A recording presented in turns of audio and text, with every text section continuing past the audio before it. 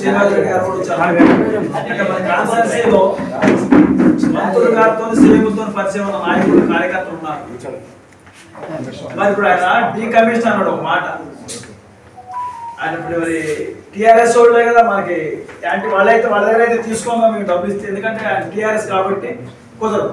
మరి కాంగ్రెస్ లో ఉన్న వాళ్ళు అయితే తుమ్మల గారి క్యాడర్ అయితే శ్రీనివాస గారి క్యాడర్ అయితే జగన్ క్యాడర్ ఎవరైనా డబ్బులు ఇచ్చి పని చేసుకోవడానికి అందరికి డైరెక్ట్ పని అయ్యే దొమ్మ నాయకులు ఉన్నారు ఇక్కడ. ఒకళ్ళు కమిషన్ ఇచ్చి చేర్చుకుని అంత దిగజారేటట్టు ఈ కాన్స్టిట్యూన్సీ కాబట్టి అది చాలా తప్పు. ముఖ్యం కాదు, అక్కడ ఆలోచించుకోండి.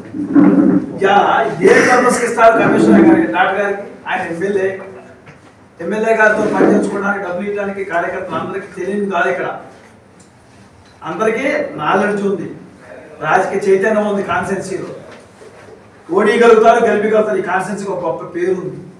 ఇక్కడ నడవలేదు. ఎక్కడంటే ఏజెన్సీ ఏరియాలో అక్కడ నడుస్తుందేమో.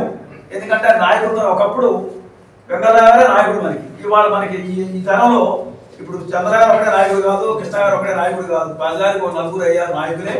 ఎక్కడ ఎవరి పని వాళ్ళు చేసుకుని దమ్ము ఉంది. డబ్బులు పెట్టి పనులు చేసుకునే పరిస్థితి లేనే లేదు మన కాన్స్టిట్యూన్సీలో.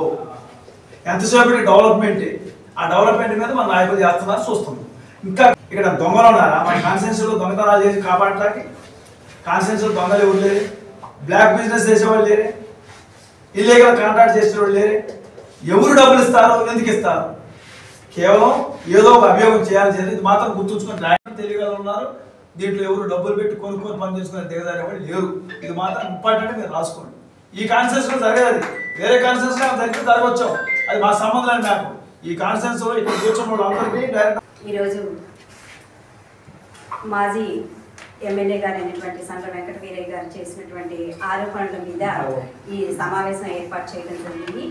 దీన్ని మేమందరం కూడా ముక్త కంఠంతో ఖండిస్తున్నామని ముందుగా చెప్తూ, ట్యాక్సులు అనేవి మీ పరిపాలనలో ఓ 4 రకాలుగా వేసి ఉంటారు. కే ట్యాక్స్, సి ట్యాక్స్, టీ ట్యాక్స్లు, ఇలాంటి ట్యాక్సులన్నీ, బి ట్యాక్స్, ఇలాంటి ట్యాక్సులన్నీ మీరు వేసి ఉండడం వల్ల మీకు అలవాటైపోయి ఇవాళ టీ ట్యాక్స్ అనే మాట మాట్లాడడం జరుగుతుంది. మీరు మా దయానంద్ గారికి కానివ్వండి, రాఘవయ్య గారికి కానివ్వండి, వచ్చిన పేషెంట్ల దగ్గర పూర్తి స్థాయిలో బిల్లు వసూలు చేయడమే మాకు రాదు. మా వాళ్ళు అలా ప్రజల యొక్క సేవ చేస్తూ ఆశా ఫౌండేషన్ ద్వారా వివిధ కార్యక్రమాల్లో పాల్పంచుకుంటూ ప్రజలందరి మన్ననలు పొందుతుంటే మీరు సహించలేక ఏదో ఒకటి అనాలి అనేటువంటి విషయంలో వచ్చి 400 రోజులు దాటిన మీరు ఇంకా కూడా పదవీ వ్యామోహాన్ని వదులుకోకపోవటం వల్లనే ఏదో ఒక విమర్శ దయానంద్ గారి మీద చెయ్యాలి,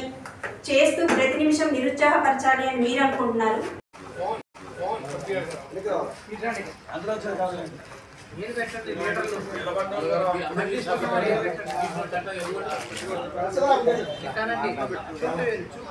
రావాలి